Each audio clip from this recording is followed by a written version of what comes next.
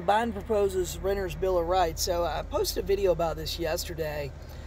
And so basically, the White House announced a plan Wednesday to promote rent affordably and fortify tenant protections for more than a third of Americans who pay rent. Now, key facts, and I think what this is going to do, it sounds like to me, is Blueprint makes making leases clear and fair, which I agree with that, including regulation, size of security deposit. I don't necessarily agree with that.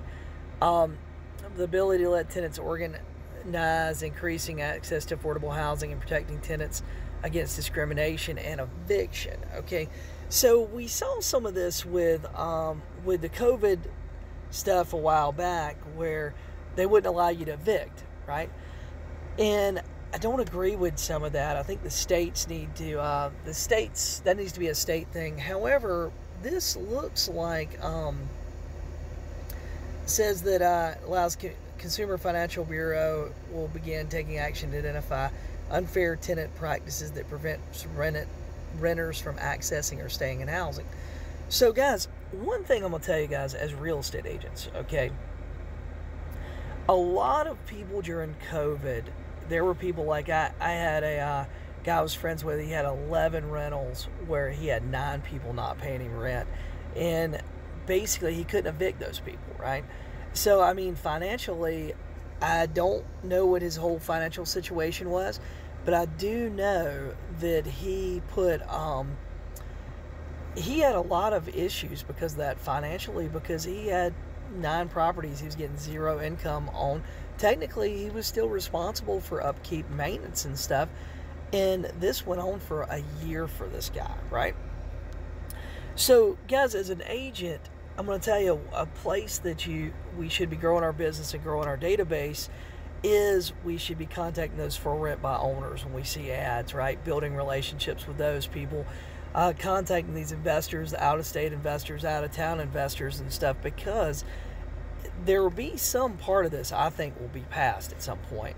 Now, personally, I think in February, we've got a lot of the COVID relief money ends, at least it does in South Carolina, that paid rent. So once that ends, some of these people that were paying too much in rent, they really couldn't afford it, but the government was basically subsidizing their ability not to pay, right? So a lot of that money's going to be over, dude. I'm really thinking there's going to be a wave of evictions, right, in the next 30, 60, 90 days, right? So, and here it says many renters are still reeling from massive rise in rent during the pandemic. Large corporate landlords evicted tenants at high rates despite appropriations of more than $46 billion in federal rent assistance.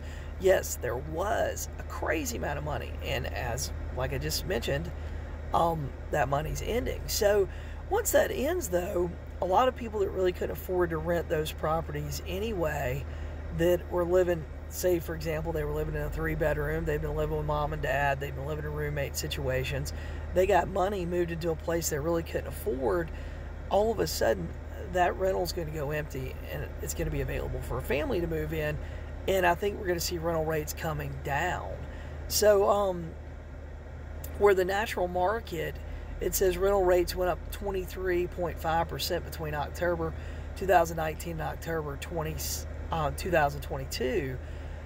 But I think we're going to see where the market's going to take over, and it's going to balance some of that stuff out. And the recession that we're heading into, inevitably, it's going to solve some of these housing problems for us and the housing affordability problems, because rents are just going to go down because rental rates are not going to be subsidized by the government.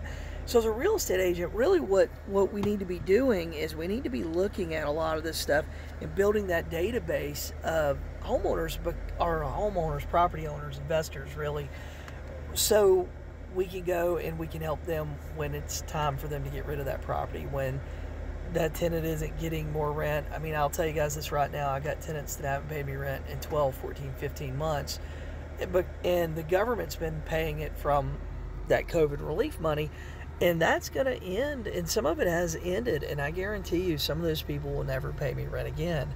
They haven't paid in 12, 15 months. Why do I think they're going to pay on month number 16 or month number 17?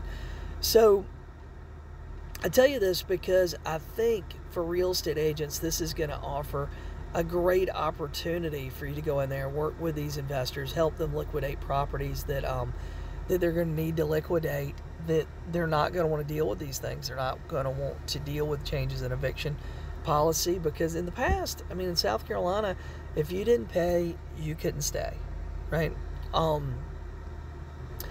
And that is, I mean, I agree with that in a lot of situations and stuff.